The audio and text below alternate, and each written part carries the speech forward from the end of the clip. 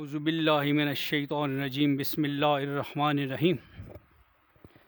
عزیزان من، آج میں جس موضوع پہ آپ سے گفتگو کرنا چاہتا ہوں وہ ہے والدین۔ اللہ پاک نے اس موضوع پہ بہت ساری آیات، لگ بھگ 18 آیات میں اس موضوع کا اظہار کیا۔ 18 جگہ پہ 18 آیات میں اللہ پاک نے اس کا ذکر کیا۔ میں سمجھتا ہوں کہ یہ بہت امپورٹنٹ، بڑا خاص موضوع ہے اللہ پاک کا، اور والدین کی جو حیثیت اللہ پاک نے بیان کی، میں ساری آیات ایک سلائیڈ کے طور پہ انشاءاللہ آپ کے سامنے پیش کروں گا، مگر میں چاہتا ہوں کہ کچھ نقطے جو اس میں امپورٹنٹ ہیں وہ آپ کے سامنے بیان کیے جائیں۔ ایک تو اللہ پاک نے فرمایا میرا شکر کرو اور والدین کا شکر کرو۔ کیا حیثیت بڑھا دی اپنے ساتھ ملا کے، میرا شکر کرو اور والدین کا شکر کرو۔ پھر میرے پروردگار نے ایک ہی جملہ 4 بار دہرا دیا، والدین پہ احسان کرو، والدین پہ احسان کرو، والدین پہ احسان کرو۔ کیا اس کا ایک بار کہنا کافی نہیں تھا؟ مگر وہ اس کی حیثیت کو اور بڑھاتا گیا کہ والدین کس قدر منزلت رکھتے ہیں آپ کی گھروں میں، آپ کی فیملیز میں۔ اللہ پاک نے اس جملے کو 4 بار دہرایا کہ والدین کے ساتھ نیکی کرو، بھلائی کرو، ان کے ساتھ احسان کرو۔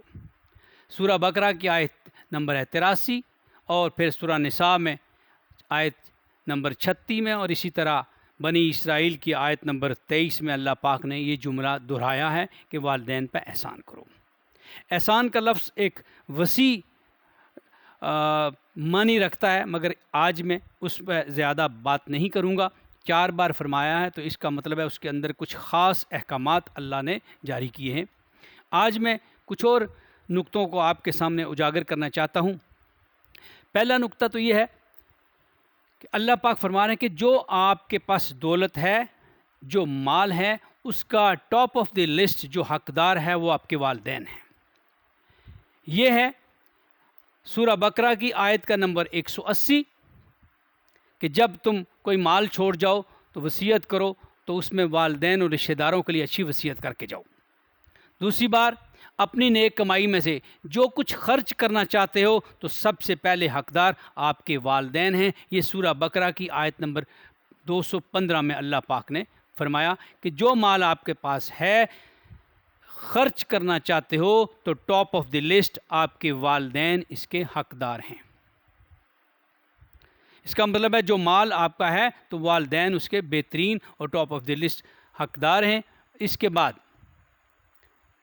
اللہ پاک نے جو 2 اور چیزیں جس کو ہم عام طور پہ اگنور کرتے ہیں، اس کو اتنی اہمیت نہیں دیتے، سورہ بنی اسرائیل کی آیت نمبر 23 اور آیت نمبر 24 میں سمجھتا ہوں انتہائی ضروری ہیں۔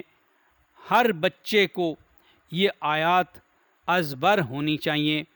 یہ اسکولوں میں ایک تعلیم کا سلسلہ اگر قرآن پاک کے حوالے سے جاری رہتا تو آج ہمارا معاشرہ کچھ مختلف ہوتا۔